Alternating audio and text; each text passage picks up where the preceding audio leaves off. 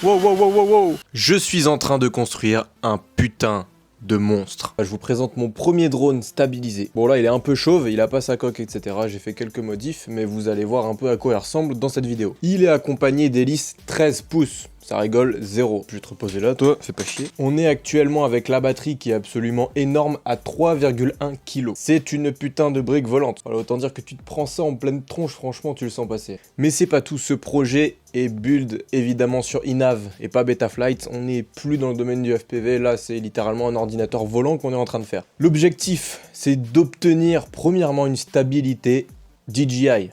Ça va être très compliqué et c'est le but de cette première vidéo. On va un peu essayer de faire les premiers tests, vous allez voir, ça va être assez long. Très long. Parce que pour réussir à stabiliser une brique comme ça, avec quelques rafales de vent, c'est très compliqué. Au niveau du châssis, on est sur un châssis AliExpress, j'en ai absolument rien à foutre. Ceux qui me diront « Ouais, il fallait acheter celui-là, machin », je m'en branle. Voilà, on veut faire quand même quelque chose niveau budget assez carré. Les moteurs sont en 42-15, évidemment, ce sont littéralement des camemberts et tournent en 400 kV. Ils tournent en 400 kV parce que plus tu fais un drone lourd et moins tu as de tours minutes. Je le rappelle, pour obtenir tes tours minutes, le voltage de ta batterie fois les kV de ton moteur. Et tu obtiens les tours minutes, en théorie, et avec les gaz à fond aussi. Bref, la batterie, je suis resté sur une Lipo 6S de 12 000 mAh, c'est absolument gigantesque. C'est plutôt pas mal pour moi de base qui fait juste du FPV ou du drone classique. Donc voilà, on veut garantir une autonomie DJI, mais c'est très compliqué. Niveau du firmware, on est sur une carte de vol qui n'est de base pas forcément fait pour ça. Généralement, on est plus sur des Matek. Là, c'est une GEPRC F7 22, c'est ça. Et évidemment, comme je l'ai dit, on est sur Inav. Donc Inav, ça va nous permettre d'avoir le post-hold, le alt-hold, une meilleure stabilisation et plus d'options. En gros, je vais pas aller dans les détails, mais mettez-vous en tête que Betaflight, drone FPV, Inav pour les drones stabilisés, et tout le bordel, voilà. C'est beaucoup mieux. C'est une ESC 4 en 1. Je suis sur du 65 ampères, ça suffit tout juste, ou du moins ça marche, vous allez le voir dans le test. Et pour le premier vol, je vais vous montrer un petit peu comment ça s'est passé, on va aller sur le terrain ensemble, etc. J'espère que vous kiffez cette putain de vidéo. D'ailleurs, abonnez-vous, je lance YouTube comme ça, j'en ai un peu rien à foutre. De base, je suis sur Instagram, TikTok, voilà, comme ça tout le monde est content. Le but dans cette chaîne, c'est de vous apprendre des choses, que vous m'appreniez des choses aussi, hein, parce que bah je sais pas tout, ça fait que 1 an et demi que je suis dans les FPV, les drones, etc. J'ai appris à souder la totale, ça fait vraiment pas très longtemps. Ce qu'on va faire, c'est que là, on va se retrouver directement sur le terrain pour le premier test. Je l'ai déjà vécu, donc je sais ce qui va se passer. Et donc le but là, c'est de faire un premier vol, voir comment il réagit. On va commencer en captif, donc il sera accroché au sol directement. Le but de ce premier vol, essayer le post-hold. Donc le post-hold, c'est la position, c'est le mode position, on va dire, dans un environnement horizontal. Et le alt-hold, dans un environnement vertical grâce au baromètre de la carte de vol. D'ailleurs, je vais vous montrer un petit truc sympa. Et ce que j'ai fait, c'est que j'ai mis une petite mousse juste au-dessus du baromètre parce que c'est une frame ouverte. Donc le vent passe et ça peut, et les hélices font énormément de vent, donc ça peut déranger, on va dire, le baromètre et le perturber. Ce qui fait que j'ai mis une petite mousse ici. Là, j'ai recouvert d'un scotch. Bon, vous allez voir, ça n'a pas très bien marché, mais... Et juste avant, vous allez voir que j'ai dû calibrer le magnétomètre, donc la boussole qui est sur le GPS. Je l'avais dit sur Instagram, mais j'ai monté le GPS sur un mât pour éviter les interférences magnétiques avec les moteurs, parce que vous avez vu la taille des moteurs. Voilà, je vous le montre ici, c'est absolument énorme par rapport à ma main. Et j'ai des putains de paluches, hein.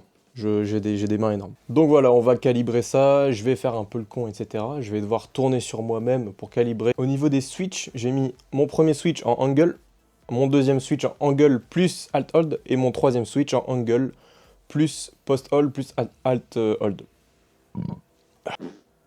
Ah, et j'enchaîne, c'est terrible. Vous allez me voir péter tout le temps. Je m'en branle, je vais me chier dessus sur toutes les vidéos, c'est bon? Voilà, donc là j'ai foutu le bousin absolument très loin de là où je vais me positionner moi, où je vais mettre toutes mes affaires, donc tout ce qui est métallique sur moi, ça dégage. Ça, mes clés de voiture, la totale, il faut que j'ai vraiment rien de métallique sur moi parce que ça peut perturber la calibration du compas. Donc en fait, je vais me mettre là-bas, activer la commande sur la radiocommande, courir jusqu'ici, comme un gros con, faire la danse du drone, et ensuite, normalement, il est censé indiquer le nord. S'il le fait pas, j'ai bien le seum. Rien de métallique sur moi, pas d'AirPod, pas de clé de bagnole. C'est très important. Et même la radiocommande, elle reste ici. Ça bouge pas. Allez, c'est parti. Là, ça va être le marathon, là. Vous êtes prêts? Maintenant!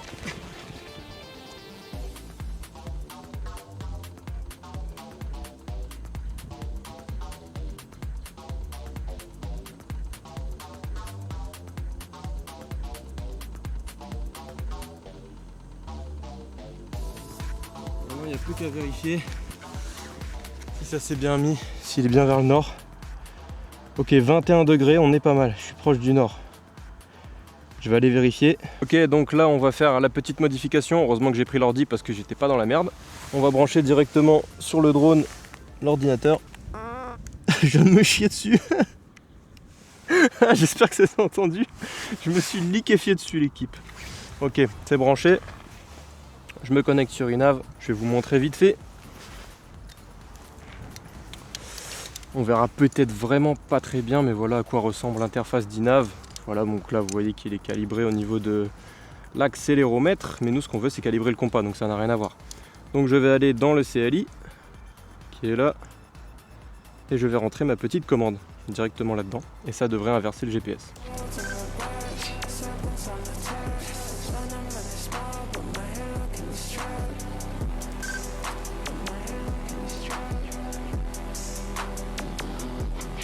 Ok, donc petit débrief pour la calibration. Là c'est bon, ça s'est bien passé. J'ai été surpris de voir que quand j'approchais mon téléphone, parce que j'ai que l'application boussole, je voulais vérifier le nord par rapport au téléphone. Et c'est vrai que dès que tu approchais le téléphone du compas, ce qui est logique puisque c'est une source métallique ou électronique, je voyais les degrés se perturber comme ça, tac tac tac tac tac. Donc c'est bien important de dégager toute source magnétique ou quoi que ce soit du compas, sinon ça part en couille. À voir par la suite, j'espère que ça va pas me poser problème. Ça va être très dur de faire mieux qu'un drone DJI, mais on va essayer de faire au mieux en rajoutant des optical flow, au moins un. En gros, pour la faire courte, un optical flow c'est une petite caméra qui va détecter un pixel, si je dis pas de bêtises, en dessous du drone, et ça va permettre d'avoir une stabilisation type DJI, donc complètement rien va bouger quoi. Rien devrait bouger. Et on est sur une distance, une portée d'environ 5 mètres, si je dis pas de conneries. J'en ai commandé une, j'essaierai de l'installer. Je sais pas si cette carte de vol aura un UART libre pour ça, mais on essaiera. Enfin bref, là on va partir sur le vol. Je vais d'abord faire un angle et accrocher au système captif. Et ensuite on va essayer le post-hold et le alt-hold. Hein. C'est parti.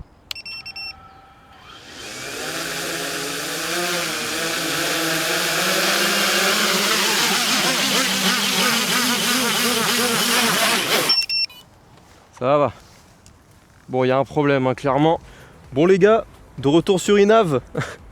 Vu la merde que vous venez de voir du premier test, hier j'ai fait quelques réglages PID, je pense que c'est dû à ça. J'ai essayé quelque chose de différent hier, et je pense qu'on va revenir au réglage d'usine parce que c'était bien mieux.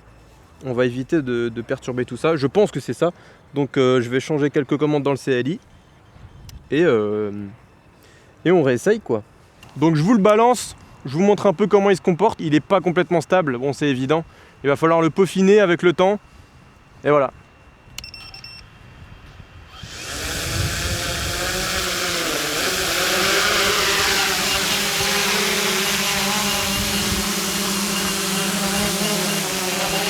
Voilà. Donc là vous voyez je suis en angle. Hop, je passe en hold. Voilà là là là là là. Je suis obligé de mettre des sacrés coups de gaz hein, quand même. Et là, je lève un peu. Là, je passe en complètement post-hold. Donc là, je lâche. Vous voyez? Je suis obligé de recorriger. Je suis quand même obligé de recorriger. Donc c'est pas terrible. On voit qu'il a du mal avec le vent. Ah, je peux pas lâcher et rien faire quoi. C'est pas parfait. Mais pour un premier test, c'est pas dégueulasse.